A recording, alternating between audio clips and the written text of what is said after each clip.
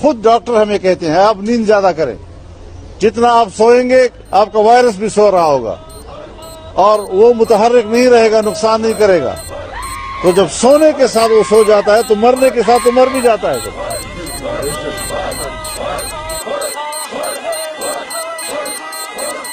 میری پارٹیاں ہم نے پانی اور شمسی توانائی سے پیٹرول بنا لیا ہے جو 2 in 1 ہے، اور انشاءاللہ ہم پوری قوم کو فری دیں گے.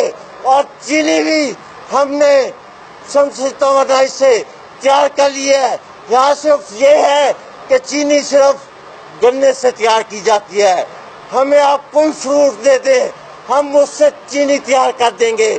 اور وہ 2 in 1 ہے، وہ شوگر کا مریض بھی جتنی مرضی یوز کرے شوگر لیول نہیں بڑھے گا، اور عام بندہ بھی جتنی مرضی استعمال کرے. انشاءاللہ وقت آئے گا کہ پاکستان پیٹرول میں پوری دنیا پہ حکمرانی کرے گا.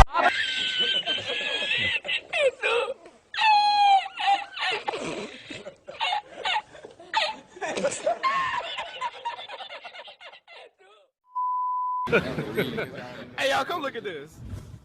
پاکستان کے پاس اگر پاکستان پر انڈیا نے حملہ کیا تو کنونشن وار کی کوئی گنجائش نہیں ہے، اور یہ خونی اور آخری جنگ ہوگی اور ایٹمی جنگ ہوگی. اگر انڈیا نے پاکستان پہ حملہ کیا تو ایٹمی جنگ ہوگی. ہمارا ہتھیار بہت کیلکولیٹڈ، چھوٹا، پرفیکٹ اور نشانے پہ اور مسلمانوں کی جانیں بچاتے ہوئے ان علاقوں کو ٹارگٹ کرنے والا ہے. اسام تک پاکستان ٹارگٹ کر سکتا ہے.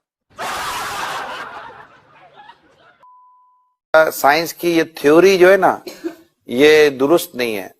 اصل جو تھیوری ہے نا وہ قرآن اور حدیث والی ہے. بالکل. اور اعلیٰ حضرت جو ہمارے نا امام اہل سنت اعلیٰ حضرت نے یہ پروف کیا ہے کہ زمین ساکن ہے، یعنی زمین موو نہیں کرتی. ساکن کو ایک اچھا سا ورڈ انگلش کا ہوتا ہوگا ساکن کا، اسٹیٹک. ارتھ اسٹیٹک پوزیشن میں ہے تو یہ موو نہیں کرتی. اور سائنس کہتی ہے کہ زمین موو کرتی ہے. اعلیٰ حضرت ہمارے امام اہل سنت نے قرآن سے ثابت کیا ہے کہ زمین موو نہیں کرتی. تو ہم نے بات کون سی ماننی ہے؟ اسلام کی، دین کی. اعلیٰ حضرت نے اسلام و دین کی بات ہی کی ہے.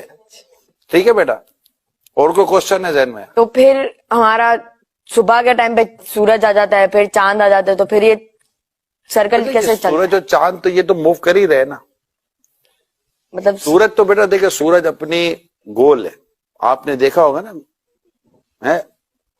تو سورج اپنے اللہ کے حکم سے اپنا جو بھی اس کا سائیکل ہے اس کے ساتھ وہ موو کر ہی رہا ہے. تو جہاں جہاں سورج موو کر رہا ہوتا ہے وہاں پر اس کے ٹائمنگ کے ساتھ وہ چیزیں چل رہی ہوتی ہے نا.